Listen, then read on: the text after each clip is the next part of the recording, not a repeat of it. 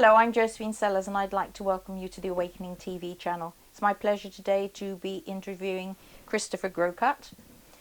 Christopher is going to give his take on the Cathars, their philosophies, their way of life, their persecution and the legacy they left behind for us today. So welcome, Christopher. Thank you. Nice to talk to you. That's good. As I say, this is your personal understanding. Absolutely. There are a lot of different understandings. There are a hell of a lot. So I'm going to start for the benefit of the viewers as to who were the Cathars. The Cathars, my understanding of the Cathars is that they were a 11th and 12th into the 13th century spiritual grouping. It would be hard to call them an established church because that's exactly what they weren't. They were a group of individuals which rapidly spread through southern Europe from the east, from that which is now Bulgaria, through into southern France and particularly the Languedoc, that area just adjacent to the Pyrenees where they really blossomed and something very particular happened there. There were existing forms of spirituality and aspects in that location, but something happened, an alignment in that particular area of which is now southwest France, which really sparked a particular form of spiritual awakening in these people. It was very gentle, it was very loving, and in many ways very opposite to the usual aspects of medieval life and medieval belief at that time. Okay, so their philosophies really were very open and loving. I mean, one could say that an analysis could be they were a amalgamation, an alignment of dualism and Gnosticism, aspects of thinking and spirituality which have been around for a long time, but over the previous 1,000 years the established church had started to crush aspects of belief which didn't sit in with the normal framework of church thinking. So what we have are a group of people spread from somewhere in potentially the Middle East, through Bulgaria, through into southern France, who developed a form of dualism, of Gnosticism, which was very loving, very open, very much based on love and acceptance, and not making judgments of other people, accepting the life force, accepting the energy of all living things, human, animals, plants, the whole energy of the cosmos. so very holistic. Very holistic, very open, very accepting, very loving. And in many ways, to a rigid society, this was a great threat, particularly to the economics and the nature of the church at the time. The church needed to control. And so a group of people which are actually saying, don't judge, don't make oaths, be yourself, find your own spiritual path. You come from the light, you go through a multitude of life experiences, which is very important because of the element of the belief in rebirth, multiple lives, reincarnation. These people were, in that alone, opposed to the thinkings of the established church. They were So we indeed, have this framework which is beginning to build, which is actually building an incredible sort of potential for conflict, because people are politically, economically and spiritually challenging the established church. And a lot of their group worshipping or coming together was outside, wasn't it? Very much so. It was the Gnostic tradition of the individual finding their own way to a spiritual path. And this very much meant it was not about wealth and power through the built environment. It was very much about nature is the force. And working with those elements and finding an individual way through in that particular environment, just working with nature and understanding that nature and all of the aspects of nature is life force itself, and also that the animals and the plants are part of the cosmos. Everything is one. And so that understanding is when they are in the woods, they are part of the whole. So no dominance, no No control. dominance, no control. And quite good equality male-female, wasn't Yes. The Cathar acceptance of the individual is quite unique within Western Europe at the time. Quite quickly, those who had ascended to a certain acceptance and level of Cathar beliefs were called the Prefecti. These people that were spiritual, I would hesitate to say spiritual leaders, but they were spiritual guides. They had taken certain commitments not to eat meat, not to commit any acts of violence. And so these were seen by the greater population as being guides, inspiration, not in the sense that the church would have power through the priest, the bishop, the cardinal. These people were spiritually inspirational. And this is an aspect which helped the spread of that which we call Catharism now. I think it's also interesting to say that Cathar is a term which we now use. They didn't name themselves Cathar. They named themselves, they strove to be good people. They just called themselves good people. They didn't label themselves. Sounds wonderful. It was it was, and it's still an inspiration, and I think it's important to say it is wonderful. Not that it was wonderful. It is still a vibration, an aspect which has survived despite the persecution, despite the centuries. It's still with us. It's still inherent within us all. It's with us all. And people can reach aspects of Catharism through other belief systems, through humanism, through whatever. Catharism, to me, is a state of mind. Yes, it does have aspects of dualism and Gnosticism, but it's also very much about being in a loving, non-confrontational state of mind. Which the world is crying out for today. Oh, Obviously, so. We need to talk about the persecution. It's Yes. pretty understandable already why such a persecution, but it was very harsh, wasn't it? It was incredibly harsh. Where did it come from, Christopher, for the benefit of the viewers? Well, there are several aspects which drive the persecution. As I'd mentioned, that we have an alternative to the church developing. So the church does need to seize back control. The church at the time, by all accounts, including even the Vatican, the Pope himself, is saying that the church is corrupt and was ceasing to work in an appropriate manner. So all vices at the time were saying the church was ceasing to work because of the levels of corruption. So something had to be done because there was a very real alternative to the economic system, which was the church and still is the church. So what we see is Pope Innocent very quickly beginning to speak to what we would call the northern lords, certain aspects of the northern French nobility about the potential of a crusade. This, through the early part into the sort of middle of the 13th century, comes to pass. The crusade moves south. This is my understanding. I mean, in many ways, I'm not an historian, so I think I would say that this is my understanding of how the crusade starts. It moves south, and it starts to besiege very well-established cities in the south. So you have this is the south being besieged. And at this time, France is not France as we see it now. Languedoc is probably the most cultured and open society in Western Europe. It is a very advanced, very creative society. And the north at that time were far more barbaric and uncultured. This was a land grab.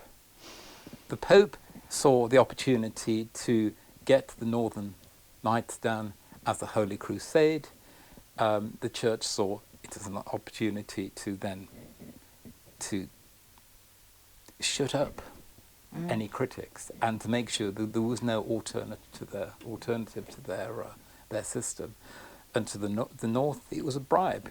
You destroy these people, you'll get land, and land was had. It's all about power, isn't it? It's the birth and of control. modern France. It's totally about power, and it's totally about control. And when we see the crusade move south, we see an absolute onslaught in a way that Europe didn't see until 1939, because we see a cleansing. And it was not only people that would see or consider themselves a Cathar or even be sympathetic. It could be, many of the people that suffered were very devout Roman Catholics. It was an onslaught against anyone that could have been, as the church would have seen, tainted by the heresy. And the attack was so vicious and so well constructed that it almost depopulated areas, and which are still depopulated. If you look at the amount of cities and towns which were wiped off the map, it was incredible.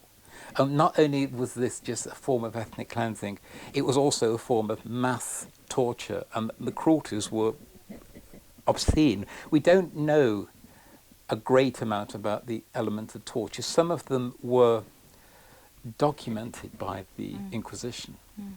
And interestingly, this is the birth of the Inquisition. The Inquisition was set up to deal with the heresy of the Cathars, and it was set up very successfully. And some of the aspects which the Inquisition employed were later, it appears, examined by the SS and the Gestapo as forms of control, and they said this is a stage too far.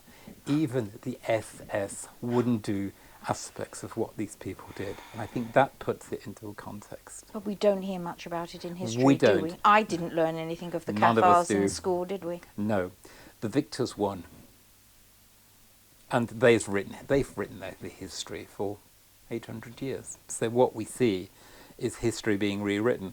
In many, the documentation, it's rather like if we were to look at, if the Nazis would have won the Second World War, and Jewish people would have been eradicated, historians in future would have said, oh, I've heard of these people called the Jews. Who are they?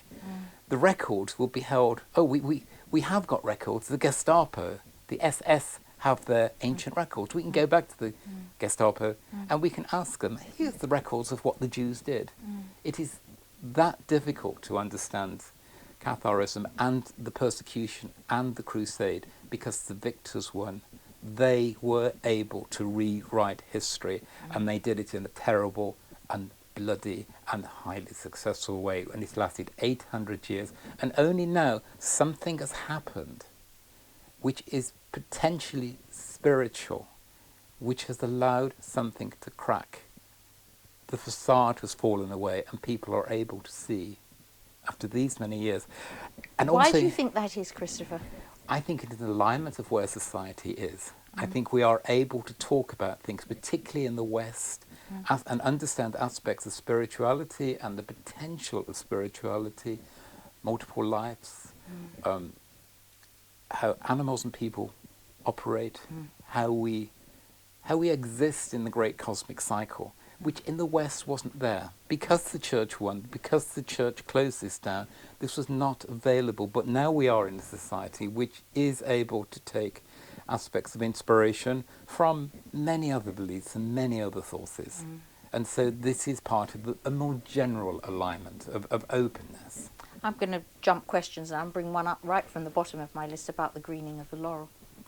Because this is really what we're talking about, isn't it? Very much so. The greening of the laurel, my interpretation of the greening of the laurel is that the long winter has passed. The spring is here. The laurel is regreening. The laurel did not die. It slept through a long winter. But it is now opening through a myriad forms of not only spirituality, but the way that people can understand they can operate alongside one another. It's a social political thing too. We can now understand that we don't have to hate and control. We can begin to work together through processes. This then comes in an alignment of potential spirituality, and this means that the laurel can green and is greening. It's not a plant, it's not a thing which is dead. The laurel is alive. It is the same laurel, the same energies, the same forces that were persecuted in the mid-13th century, and that's still with us. Yes. If anything, it's it's stronger. So if people were to feel depressed, sad, pulled down by the idea of the persecution of the Cathars, I would say maybe it was meant to be. We are where we are. The Cathars have not gone anywhere. In fact, without realizing it, the Cathars are stronger now from ever. Mm. And it's not something we talk about in a past context. Catharism is real, and it has an energy now within all of us. And we're back. We're back. And it's in us all. And we do read many cases back to Arthur Gurdon, who met so many of his clients. He was a psychotherapist. No, he was a... Psychiatric. Yes. We can't remember the term at the moment. Yeah, Psychiatrist. Psychiatrist, and of course. And he encountered many people in the Bath area with samskara, didn't he, to do with the burning at Monsignor? Yeah, interestingly, Gurdon books were important because they began to document the possibility of former lives, and they were some of the first books which looked at finding forms of evidence for past life existence. There were a series of books. The Cathars and Reincarnation was the book that was first drawn to my attention. And in that book, he documents several people. He then writes other books talking about aspects of Cathar spirituality, which he worked through a sort of a channeled approach to it. Yes. But I know, Christopher, that you have an affinity or a feeling of a personal connection to the Cathars. Very much so. Why is that? What is it? And how does it come to you? I don't know.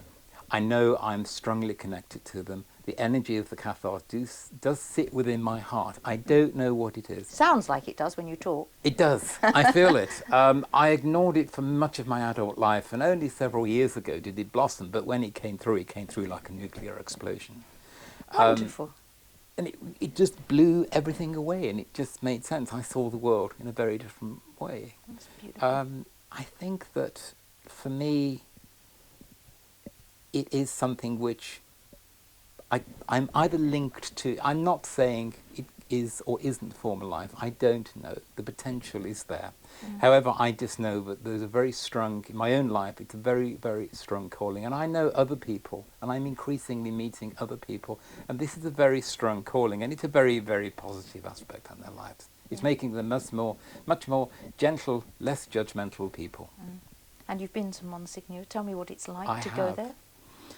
Monsignor is a place which one expects it to be, but different. We need to, probably for the viewers, just say what happened there.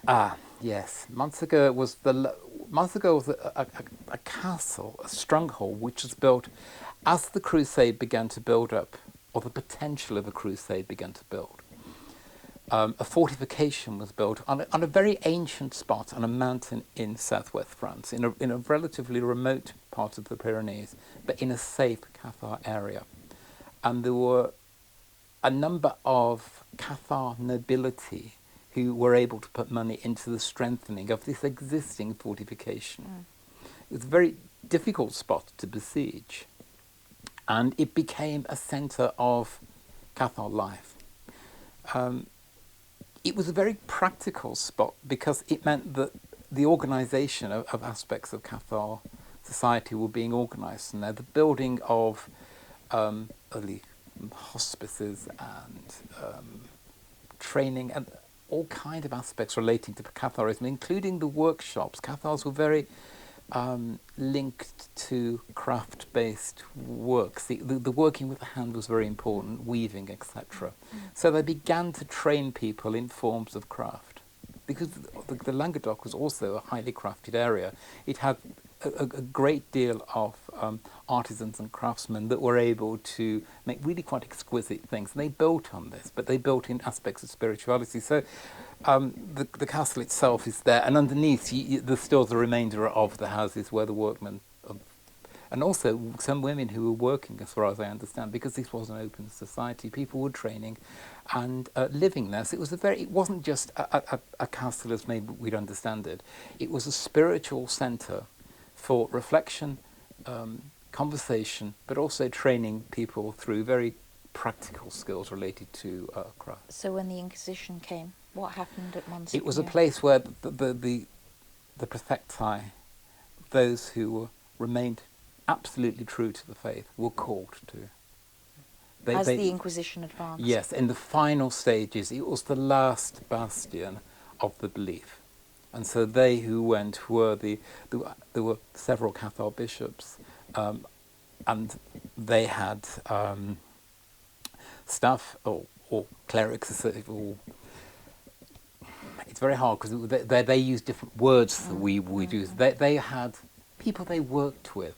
And these groupings would go, and the prefecti, and people that were very involved, some nobility involved with the Cathar belief system, fled to Montsegur. For safety. For safety. And then it was besieged. And for months it was held out, but finally the hour came. It was inevitable, and the defences were broken.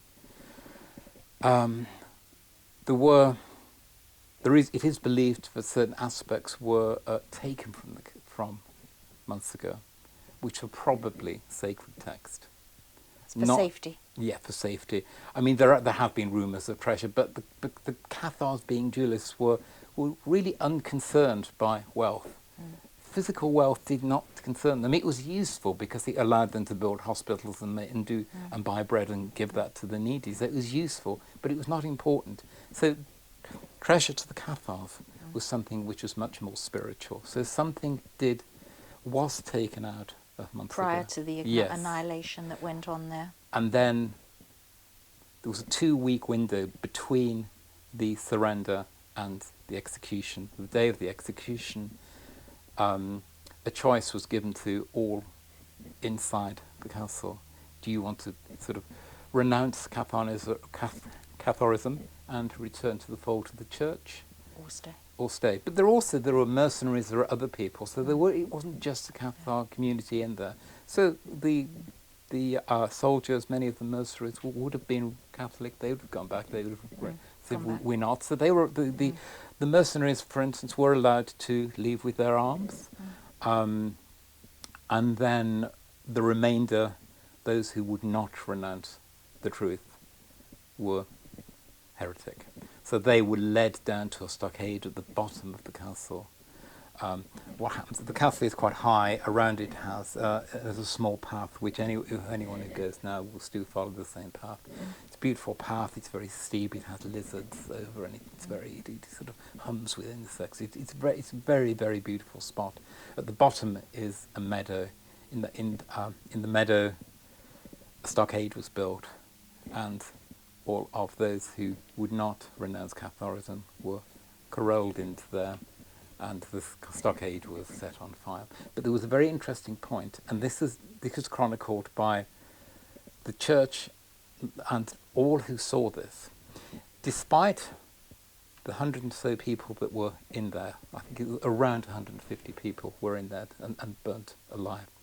Not one person screamed. There was no sign, including children. There were men, women and children. There was no sign of panic, pain or fear. Something happened in there which completely threw the church, because they know if you set fire to someone, they scream. But something happened and not one person appeared to scream. There was some form of transcendent, which is very important to Montsegur, and I think that's what pulls people. Despite the act being so violent and so horrible, something happened which allowed those people in some way to transcend. So it was a horrible event, but something very particular happened, and the church couldn't explain it. No one who saw that execution could explain what happened in that day, and that's clearly documented in the record of the Church and the Inquisition. So it's a hugely mystical thing that's happened, and it's I suppose terrible, the horrible energy event. is still there. Yes. Of mysticism, would you say? What is the atmosphere, would you say, when you were I would say it has, despite what's gone on there, it has a very beautiful, loving, calm environment. It feels easy. It was their home, wasn't it? It was their home. Yes. And whatever's there is very calm, very beautiful, and very, very inspiring. And very beautiful to look at. Yes. Picturesque and unbelievable. Yes, absolutely. The views from the mount itself, across the valleys, are exquisite. It is very beautiful, particularly in late spring. Last when I was there, it was May. An exquisite, very, very green landscape, much greener than I expected. I want to talk to you just a little bit about the Cathar Caves. Yes. Can you elaborate on that? Because is this not possibly where some of the... Yes. The Cathars used caves for forms of spiritual growth and meditation. I went to a series of caves which were times 7. There were 7 caves. My wife and Anne organised a visit first to people that knew the caves and knew from a spiritual position, so we'd organised a visit. And when you go into the caves, the first cave can be entered easily. The others you do have to go in as a potholer. You have to go in caving equipment. It's just, you just do. It's a very difficult cave system. Well, it's to get into as a non-caver. I was able to enter the first, second, third and fourth cave. But because I have problems with arthritis and other problems related to my legs, I couldn't get any further. My wife Anne and the guides went into the inner chamber, and they do... the theory is they represent the chakras too, so you're going further and further in, and the energy just changes in each cave. And there is an amazing atmosphere in there. I came back into the outer cave, which is a ledge on a precipice, which you can only enter by the cave. So it's a really it's a very... People have never really gone to this space very much, and I was able to meditate and just be there while my wife was going into the inner parts of the caves, which was an amazing experience. While you're talking about that, I want to talk about the Cathar hymn, Le Bouvier. Ah, yes. Because that sounds the sort of place where you might hear it. And yes, about that, internally. because there's something that's quite... I've heard it, and it's yes, remarkable, well, but is there not some encoding they feel? Yes, there is. It's on YouTube. Yeah. I came across this accidentally. It's by a person called Hans André Stam, Le Bouvier, the cattle herder. Yes. It seems that this is a particular Cathar hymn which was translated later so it could survive. Nothing associated to the heresy was allowed to survive. But if anyone were to go onto YouTube and just do a search for the Cathar hymn or the Bouvier, it is a very particular song, and for me it has an incredible resonance. I mean, intuitively, I have no evidence for this, but intuitively I believe it has some link to the Consolamentum, which is the Cathar point of acceptance. It's the ultimate Cathar ritual. Cathars weren't into rituals, but this one, the Consolamentum, was a very particular point of acceptance. Acceptance, love of the self, through the love of the self, love of the whole cosmos, and then acceptance that everything is one. Well, it's very beautiful. It's extremely haunting, it is an incredible song, and I think anyone watching this is film well should worth to listen really go and listen to this and just be with yourself.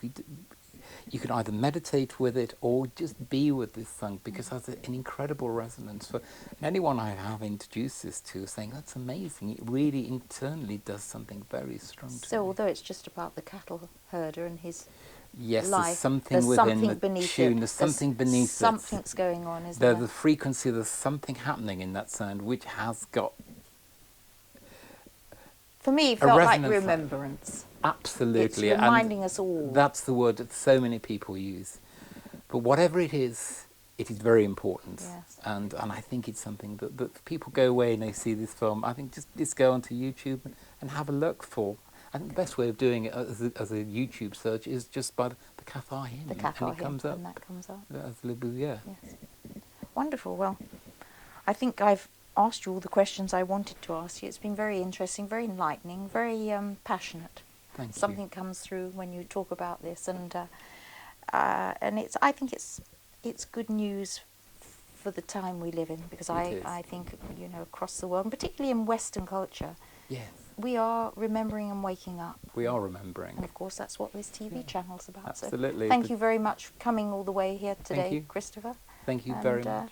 I'd like to say to the viewers, if you've liked what we've brought you today, please maybe subscribe to our channel, like us on Facebook and follow us, because we just want to be part of this wonderful, I'm going to say, greening of the laurel. Yes. Thank you. Thank you, Christopher. Thank you.